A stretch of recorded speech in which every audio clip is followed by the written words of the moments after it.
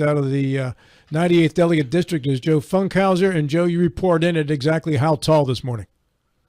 6'1.5". Oh, yes. You can be on the Bodwell basketball team. Miller and I, we're on the bench. Yeah, we're gonna put Joe at the point. Good morning. Good morning, Good morning. sir. Distributing the rock, occasional 3, dunk when the lane is clear. Nothing wrong with that. Speaking of dunking, there's all this talk. Shaquille O'Neal came out about lowering the WNBA rims so that they can dunk, and it'll make the game more exciting, and people will actually want to watch it. For more dunking, huh? Yeah. I don't know. I thought they were doing better in their TV ratings anyway. Whenever Caitlin Clark plays, the ratings go up. Whenever Caitlin Clark doesn't play, the ratings don't. All right. Well, it's a start. I wonder how long, Joe, did you play basketball? Not organized. I pick up. I did. I was never a great basketball player, but I enjoyed playing it. So if you lower the rim by, let's say, 6 inches, I wonder, does it take a long time for your shooting technique, which is based on 10 feet as opposed to 9.6, to adjust to that? Or does it just kind of happen after a couple of shots? I would say there would be some adjustment transition period because you've got to adjust your shot. What do you think, Bob? I think it would take time. Yeah, because when you shoot on a weirdly sized rim, especially your free throw, I mean, it's just muscle memory. I can still get up there and make 70, 80 out of 100 at this point just from muscle memory. But if they move it to 9.6, the muscle memory's gone. Yeah, because now you got a whole new launch. You got to correct. Yeah. Everything's different. It is. I mean, it is much more fun to dunk on a low rim. We used to do that when we were kids. We'd go over to the elementary school and play full court on the 8.5-foot rims. That was we were leapers then. Joe, we had Governor Morrissey on yesterday. In fact, he bumped you to today. I appreciate the flexibility in your schedule, sir, to accommodate that. But he did mention to us that there would be a special session. It's just a matter of the dates, and that PEIA would be a big part of that special session. Your thoughts on that, Joe, and anything that you might know right now that I don't?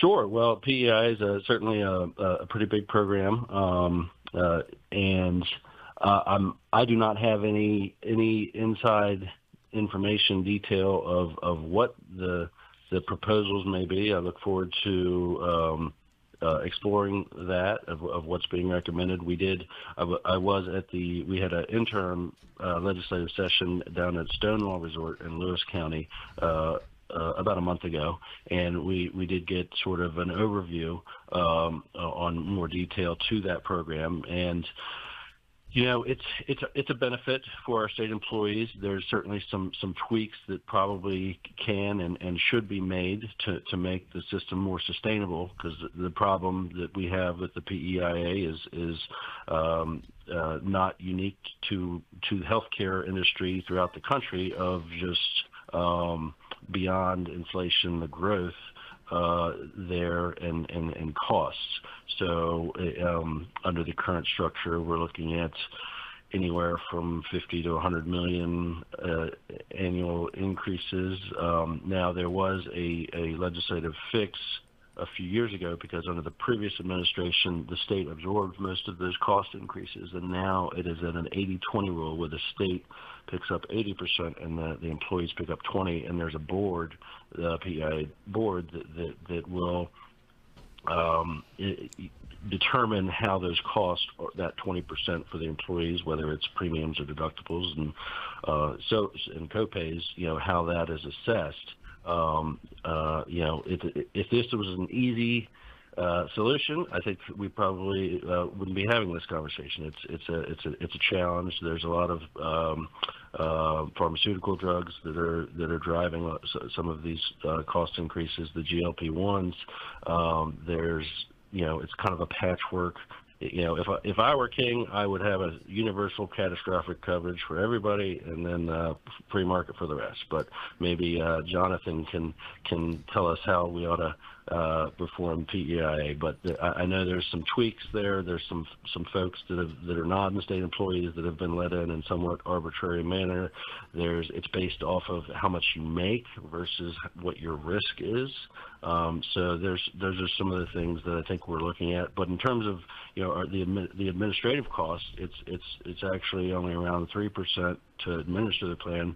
In the private sector, it's 11 to 15 or so. So there are some things that PEI does well, but also looking at it, how can we improve it? So I'm certainly all ears and would like to try and want to work with the governor and my colleagues to see how we can improve it and make it sustainable.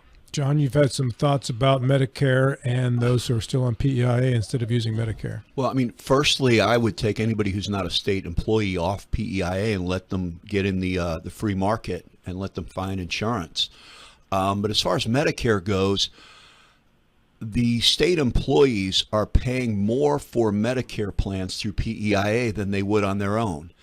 The PEIA plan has a little bit of a lower maximum out of pocket, but it doesn't have as rich other benefits, dental, stuff like that in the other plans. Medicare is something the federal government does really, really well. If people go into Medicare and find a Medicare plan on their own, be it a Medicare supplement or a Medicare Advantage plan, which currently all of the PEIA recipients are in a Medicare Advantage plan by Humana, the free market would be better because not only are they paying premiums, and I believe it's somewhere around $70 up a month, where there are a lot of zero premium Medicare Advantage plans in West Virginia, but the state is doing stuff on the back end where it's costing the state money. I mean, I believe that the state needs to cover its employees and retired employees until they hit the age of 65. But once they hit the age of 65, it's time to let the federal government and Medicare take over. Medicare does a good job. And like I said at the beginning, getting the non-state employees off, the municipal employees, getting the nonprofit employees off PEIA. A lot of times, especially nonprofits, if you're out there and you run a nonprofit, your employees are spending a lot more money on PEIA than they would most likely if you did not have a group plan and they could go to the healthcare marketplace, get tax credits on the marketplace, and they would have equal or better coverage at a much lower cost.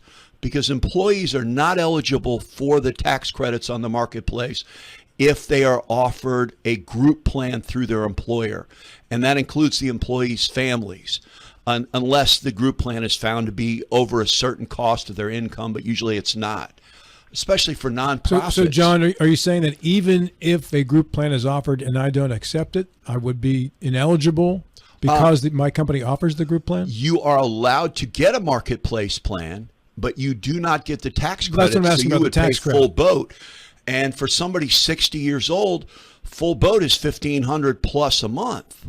Yeah. I mean, it's so by expensive. virtue of them just offering a group plan, I'm disqualified from the tax credit. All of the nonprofits in this state that are in PEIA, their employees are paid less than they are in the private sector. They work for nonprofits. Sure. I mean, a lot of it is they're working. I mean, it's about the mission. Yeah, it's a depressed salary. It's a depressed salary. Yeah. But then they're depressing it more by having a group plan through PEIA, where if they drop out and just tell all their employees, hey, you need to get coverage, you need to call a local insurance agent, you need to get coverage through the marketplace. I mean, a lot of times people with low salaries are paying $100, $200 a month for a good health insurance plan. And in West Virginia, we have two carriers in the marketplace. We have Highmark Blue Cross, which is what I have for myself. It's good coverage. And then there's another carrier called CareSource, which is in the other part of the state. They do right throughout the state. But there are perfectly good options that would save people who work in nonprofits. It would save them money and give them the same coverage. Joe, your comments on that? I'm all ears. I don't have a monopoly on good ideas. This isn't my area of expertise in terms of health insurance, but I don't think most of my colleagues we want to disrupt people's benefits. But if there is a way that we can have a smooth transition, like and that is in fact true of where people can get a better health insurance plan in the private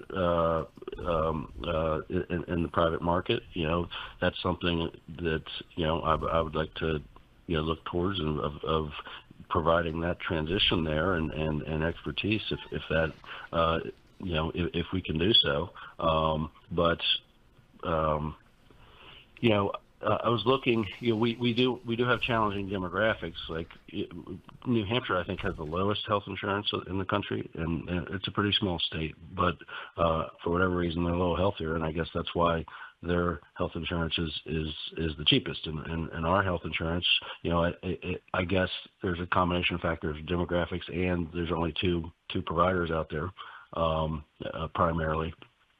But I guess I would bounce that off of Jonathan of any other suggestions he may have to on this PEI situation and to help all the other million plus West Virginians in the healthcare with their health insurance as well. We're an unhealthy state, and there's not a lot of competition here because not a lot of carriers. Like if you go over into Virginia. On their marketplace, they've got 4, 5, 6 carriers in a lot of areas. Here we have 2, and one of them's Blue Cross, and the other one is Care Source that most people have never even heard of. I mean, our state is unhealthy. I mean, we have a high rate of obesity. We have a high rate of diabetes. Smoking. We have a high rate of smoking. We have a high rate of everything. Yeah. And like you said, the glipizide. I mean, they are on Medicare plans. I will tell you this. On Medicare plans, unless you have diabetes, they turn you down for taking, Ozempic or something like that. If you just want to use it for weight loss, they tell you eat less, walk more. It's health insurance. It's not there for, expediency and, I can't control. If you have a health problem that causes you to need the glipizide, and they are wonderful drugs for people with health problems. But I get so many people that call me and say, my plan won't let me have Ozempic. Well, do you have diabetes? No. Do you have any other, major medical issues? No, I'm just fat. Well, basically, the insurance company is telling you they're not going to spend $1,000 a month because you don't want to get off your butt and walk around the neighborhood a couple times a week. Move more, eat less. Matt Miller. Move more, eat less. Joe, I wanted to ask, how much has the state looked at other states and how they have been able to deal with insurance issues for state employees? Or is it such a difference here in the state of West Virginia with our size, with our geography and so forth, that we're kind of on an island, if you will? Well, I think, that's always something I look towards is how do other states handle this? And most of my colleagues do. This is just kind of a unique situation that this has been offered as an employee benefit, and it's kind of grown for decades. And here we are. It's there's not really an analogous other state sort of situation, and that was part of the presentation that we received. It's available online for folks if they'd like to see of comparing how our PEA compares to the other private markets in terms of different cost drivers and so on and so forth. So that's something that you're not going to have.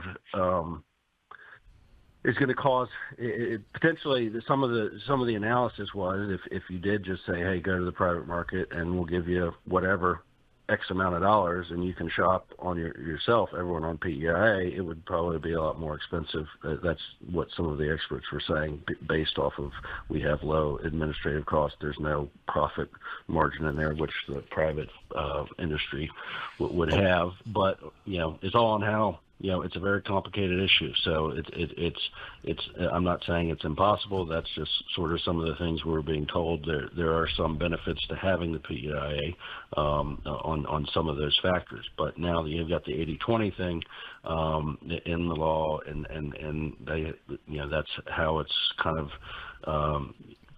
is supposed to, the intent is to control some of those costs. And it's like you said, with what Jonathan was saying, is the health insurance market, since the Affordable Care Act, has moved from less of an insurance base to just kind of a prepaid medical care concept.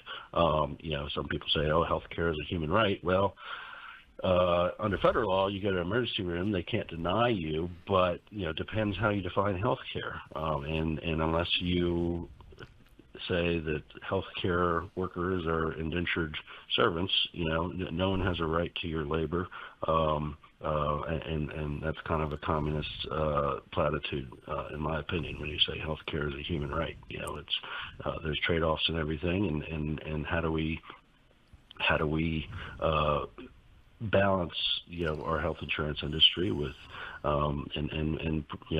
my goal is to whether it's the provider side or the West Virginia taxpayer side is how do we increase our healthcare offerings so it's cheaper. And if this is a very complex issue, I haven't really dug into the exact details of this, but other than just to be healthier, I did introduce a bill to provide a tax rebate on gym memberships up to $60 a month. Nice. And that was House Bill 2671, and that's something I think there should be some, not just carrots, but there should be sticks out there to and that's something that other health plans do look at. Hey, if you're doing healthy things, then you're going to get some benefit for doing those healthy things because you're going to live longer. Joe, let me interject something. I believe the PEIA needs to stay for the state employees, the teachers, and all state employees. I believe the state needs to provide them insurance. And the insurance on the marketplace is regular health insurance. It's good health insurance. But for the actual working employees and for the retirees, until they hit Medicare age at the age of 65, the PEIA makes a lot of sense. Okay. And you have to, as a state, we have to provide insurance for our people. And if you're over a certain amount of employees, you have to provide coverage for them. So, that has to be done however it shakes out, however it's reformed. But the state does not have to cover people who are not state employees. They don't have to cover people in nonprofits that are smaller employers that can get marketplace coverage, or smaller municipalities that don't have to provide it, that could have something there's something called ICRA, where an employer actually forms a plan where the marketplace is used. So there are a lot of options. But getting back to my main focus, which Medicare, we do a lot of health insurance, we do a lot of Medicare, but the federal government does a great job with Medicare. The Medicare plans work. The people can get almost comparable coverage for a lot less cost going to the open market for Medicare. And in some cases, they can get better coverage than PEIA, and not have the state involved in it after that, and not have the state expense, which would then give the state more money to be able to funnel back into the active employees to make sure their coverage is the best coverage possible at the best cost before they age into Medicare, the federal program, and they're able to be taken care of by the federal program. Mm-hmm. Well, the PEIA board, they have a lot of discretion on what they cover and what they don't. So those are the hard decisions for them. And in the meantime, I'd really appreciate your continued input on how we can improve the PEIA, the plan, and Joe Funkhouser, our guest here on the program. He is the Assistant Majority Whip. Go ahead, Matt Miller. I was just going to ask about that board and kind of the control that the board has and how the legislature affects that board and whatever legislation may come out of it would affect the ability of the board to do, what it needs to do to help in this situation. Yeah, I mean, I think they have a lot of discretion in terms of what they cover, and they can set the premiums and deductibles and copays and all that stuff. In terms of if they need more money or something like that, then I think it's about $1 billion program. So there's been ongoing meetings. There's going to be a report out soon. Even a more fully detailed report out soon, so I'm looking forward to that. But there's been a number of meetings with stakeholders over since the regular session has ended over the last couple of months. So everyone has sort of their input on this process and how to tweak it, or some people think that we just need to get rid of it entirely, but I don't think there's the appetite for that. But we'll see. In regards to the PEIA. How large is that board, and how do people get elected to it? I believe it's appointed. The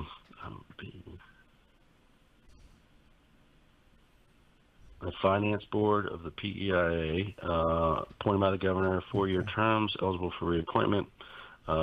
State Department of Administration Cabinet Secretary serves as chairman of the board. So I guess we can ask Secretary Householder how that's going at some point. That'll be my next call, Joe.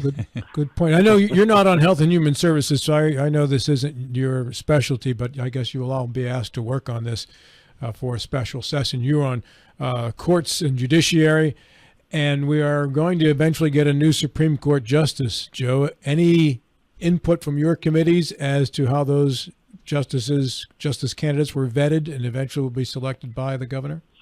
No, there's a judicial vacancy board that they have met and submitted, I believe, 4 names to the governor for his consideration, who they recommend. And I think the governor will be meeting with those 4 recommendations before making his decision there. So we don't really play a role in that other than drafting the vacancy statutes, which we just actually reformed. We amended the vacancy statute recently this past session. Do you know if any of those 4 are residents of the Eastern Panhandle? They are not.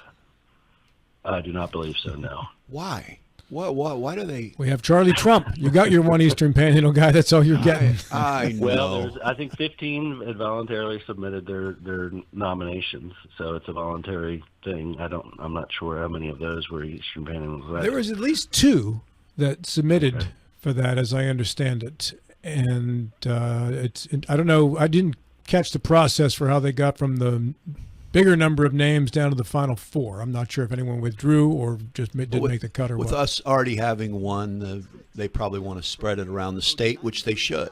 Yeah, and they did because there won't be more than one. But I didn't think there would be more than one from the Eastern Panhandle. Did you, Joe? I mean, that would seem to be unusual. No, I haven't really been paying attention too much, other than just seeing the press releases on that. Yeah.